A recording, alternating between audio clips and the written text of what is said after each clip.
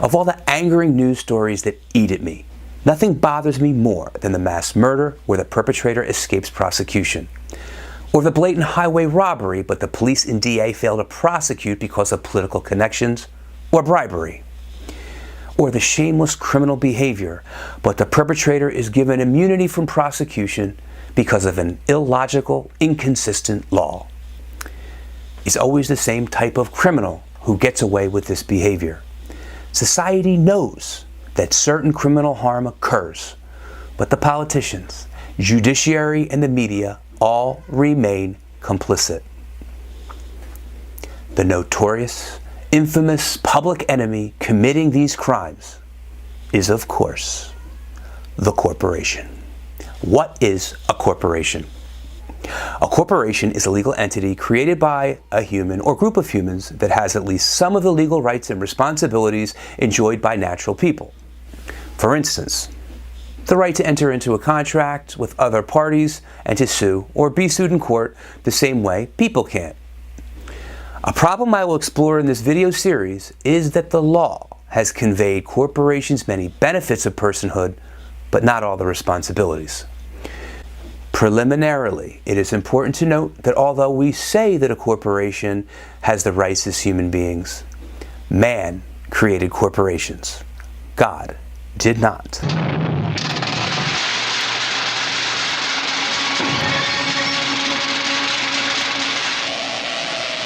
Life!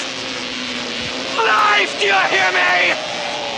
Give my creation life!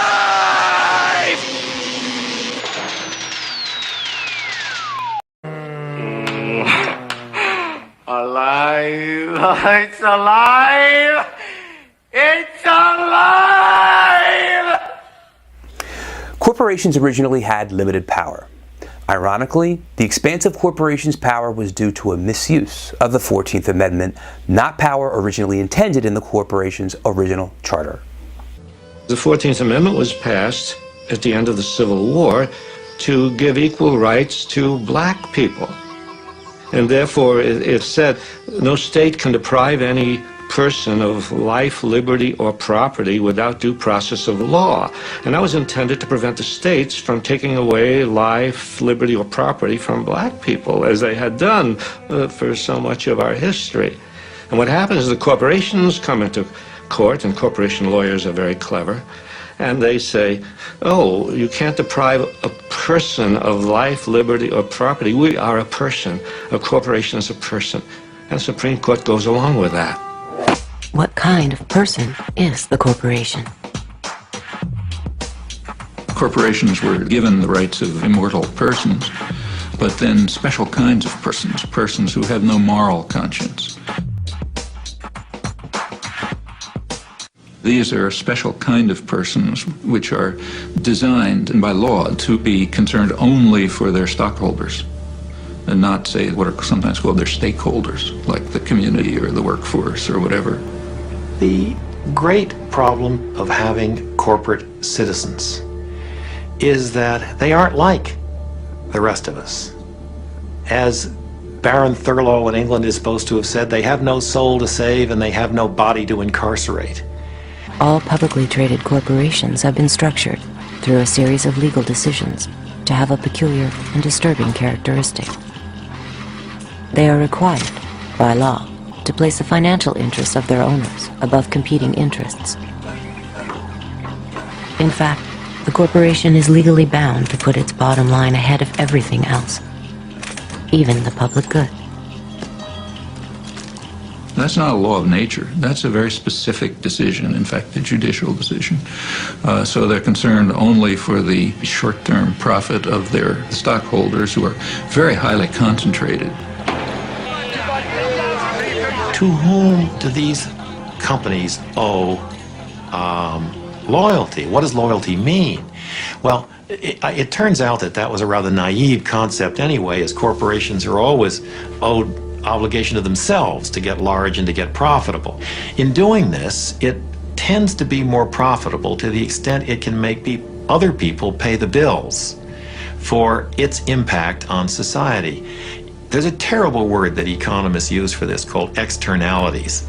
An externality is the effect of a transaction between two individuals on a third party who has not consented to or played any role in the carrying out of that transaction. A corporation is an externalizing machine in the same way that a shark is a killing machine. Each one is designed in a very efficient way to accomplish particular objectives. In the achievement of those objectives, there isn't any question of malevolence or of will. The enterprise has within it, and the shark has within it, those characteristics that enable it to do that for which it was designed. So the pressure's on the corporation to deliver results now and to externalize any cost that this unwary or uncaring public will allow it to externalize. So let's summarize. Back in the late 1800s, we created a man-made legal entity that has no soul, no conscience, that's going to roam society with all the powers of a natural citizen.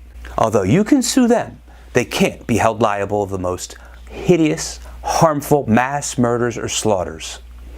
Legally, as it was just explained, they have to only benefit their owners and master, and they harm everyone else to their benefit. Our judges, in all their legal brilliance, turned a corporation, this man-made inanimate object, a citizen, as if it was a living, breathing, walking, all-powerful, soulless person in our society.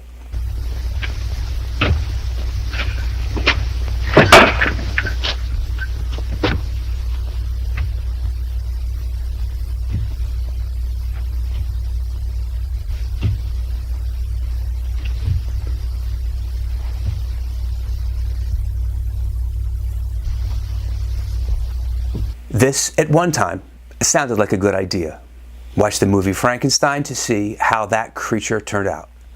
Watch the rest of the series to find out the effects of corporations on our society.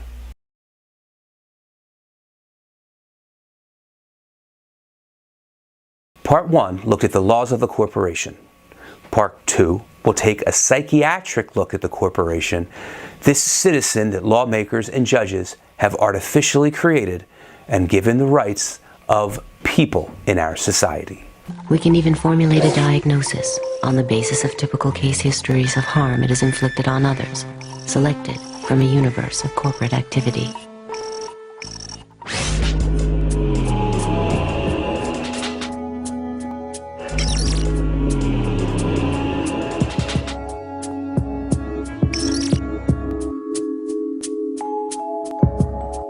Let's look at it from the point of view of the people in Bangladesh who are starving to death, the people in China who are starving to death, and the only thing that they have to offer to anybody that is worth anything is their low-cost labor. And in effect, what they are saying to the world is they have this big flag that says, come over and hire us. We will work for 10 cents an hour because 10 cents an hour will buy us the rice that we need not to starve. And come and rescue us from our circumstance. And so when Nike comes in, they are regarded by everybody in the community as an enormous godsend.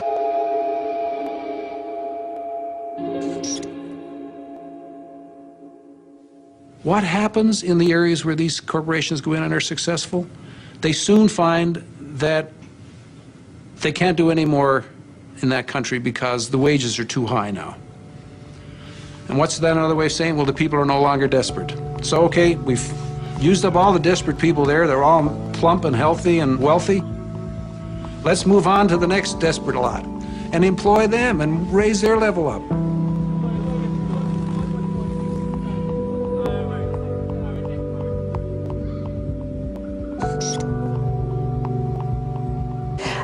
And the tax holidays get longer. So the workers rarely make enough money to buy 3 meals a day, let alone feed their local economy.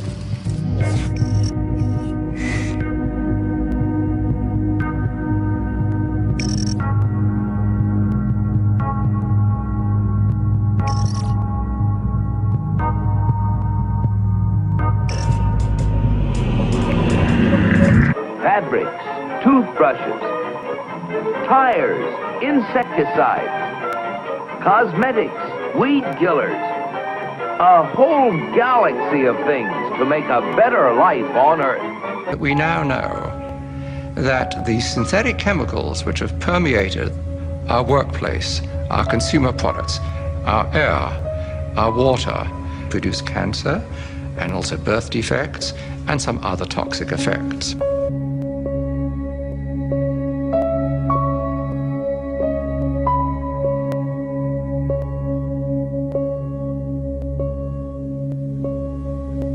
Furthermore, industry has known about this, at least most industries have known about this, and have attempted to trivialize these risks.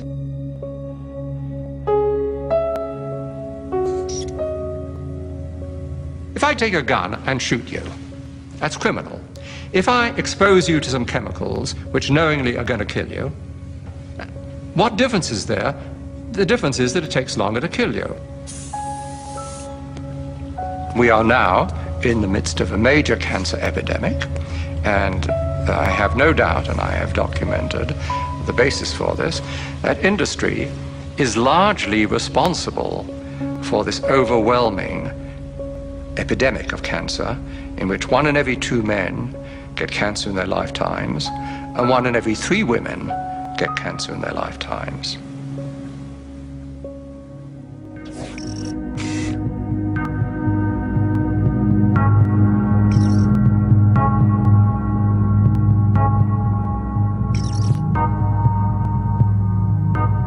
There's no evidence whatsoever of any adverse effects. We don't use antibiotics. And this clearly showed that they had lied through their teeth.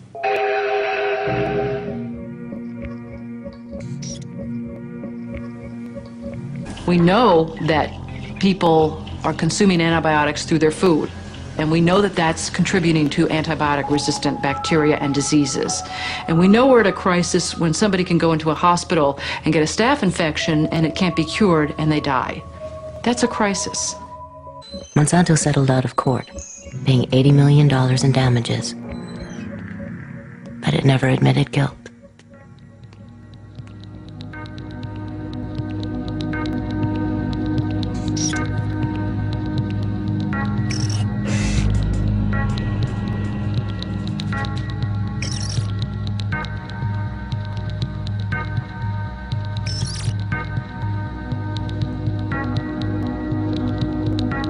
Sleeping in a motel in Brewer, Maine one night, I woke up with terrible hay fever and my eyes were burning, and I looked out at the river and there were great mounds of white foam going right down the river.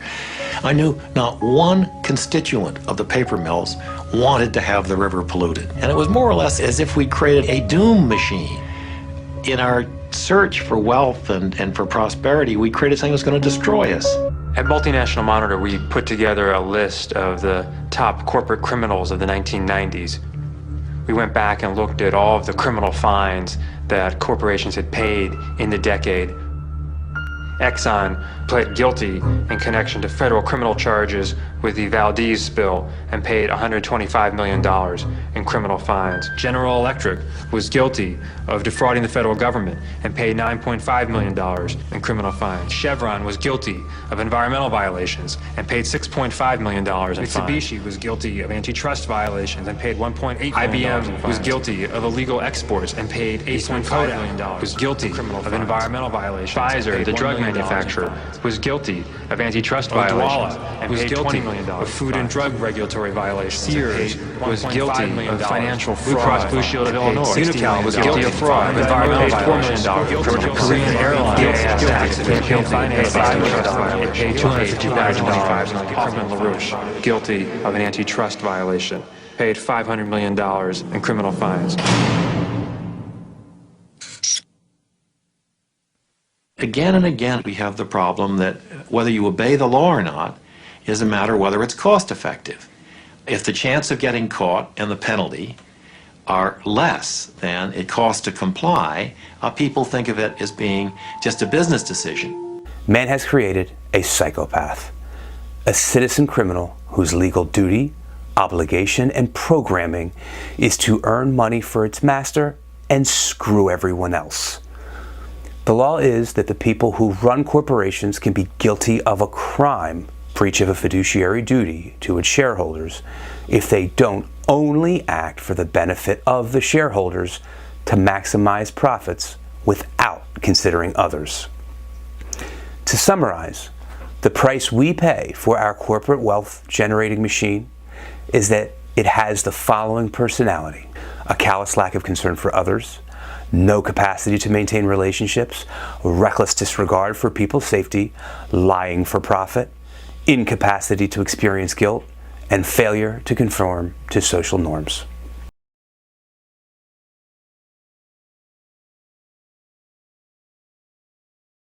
And now, we will discuss whether the current corporate model is sustainable and what alternative business models are available. First, a brief review. A corporation's current personality profile. Typical company of the 20th century. Extractive, wasteful, abusive, linear in all of its processes. Taking from the earth, making, wasting, sending its products back to the biosphere, waste to a landfill. We're leaving a terrible legacy of poison and diminishment of the environment for our grandchildren's grandchildren, generations not yet born. Some people have called that intergenerational tyranny, a form of taxation without representation levied by us on generations yet to be. It's the wrong thing to do. One day early in this journey, it dawned on me that the way I've been running Interface is the way of the plunderer. Plundering something that's not mine, something that belongs to every creature on earth. And I said to myself, my goodness, the day must come when this is illegal, that when plundering is not allowed. I mean, it must come. So I said to myself, my goodness, someday people like me will end up in jail. There is a solution to liberate corporate decision makers from having to make such selfish decisions. It's called the B Corporation, which is short for the Benefit Corporation. It has been a gradual change throughout the country, and Benjamin Anderson of B-Lab explains the new Benefit Corporation, which has been in existence for only about 10 years, a relatively short time. Watch. And people wanting to use business as a force for good. And so there are now 2,300 certified B Corps in 50 countries around the globe and 120 plus industries. That community of certified B Corps has leveraged the creation of what we call the Benefit Corporation, the legislation that allows and requires a board to govern the company in a way that considers other stakeholder interests. There are 5,000 Benefit Corps in the United States. Benefit Corp has passed in Italy, and that legislation is in play in several dozen other countries around the globe. We also have now over 50,000 companies that are using the B Impact Assessment, the tool that we use to apply the standards to certify companies. But that community of 2,300 certified companies has leveraged or attracted 50,000 other companies to use the tools and that standards to serve as the guardrails for running a better business. How did this shift come about? Professor John Montgomery of Hult Business School explains the transition to MBA graduate students. There's a paradigm shift underway in the global economic system. The current paradigm, which is maximize profit for shareholders and foist all the negative consequences of corporate behavior that you can get away with off on the commons, is about to be replaced by a new one, which is optimize profits and provide a material positive impact on society and the environment. So what the Benefit Corporation starts to do is activate the new paradigm and provide a legal foundation and a legal framework for businesses like Mikhail's. So it becomes possible to set up a business where you commit to optimize profit and provide a material positive impact on society. The directors have fiduciary duties to not only the shareholders, but all of the corporation stakeholders, including society and the environment. And the company has to measure its performance in providing a material positive impact on society and the environment against an independent third-party standard. That's where the accountability comes in. And you've got a choice. You've got a choice as to whether you want to perpetuate the old paradigm or create the new. That's just it. The problem is the benefit corporation's only a choice, not a requirement. The typical corporation still is free to be a shark and plunderer, and we have to hope the future business owners choose this new paradigm of the new good corporation and reject the old paradigm of the evil plunderer. The profit motive, which drove Futsy to accomplish so much, may bring out the evil as well as the good. Yes, future business owners have the option to select that old psychopathic corporation, or they can choose this new benefit corporation, as legislatures of some states, Pennsylvania included, have made it optional to allow a company to operate in the best interests of all the community as well as the shareholders. But shouldn't it be mandatory? The benefit corporation is supposed to be even a better business model. A Harvard study tested 90 companies, and results showed that those who adopted the benefit corporation financially outperformed non-benefit corporations by 5%. So there's incentive to be a good corporate citizen. Another question: has the mainstream media sufficiently educated you about corporate behavior and the selfish legal restrictions on them, the dangers to the community? Knowing that now that there's a choice, do you believe that there's sufficient societal pressure for all companies to be a benefit corporation? Please let me know what you think. Shouldn't a benefit corporation be mandatory? And if it's not mandatory, shouldn't there be transparency about which type of corporation a corporation chooses? Do you think the mainstream media has done a good job of publicizing this important issue? So a call to action. We as citizens have the power to spend and invest in only companies who are good corporate citizens. We also can insist on voting only for lawmakers who pass laws requiring transparency and good behavior, not only from natural persons, but also from our corporations. You've got a choice as to whether you want to perpetuate the old paradigm or create the new. Although passing optional B Corporation status is certainly a good start, we as a people should demand the same good behavior from all our corporate neighbors as is demanded from natural human beings.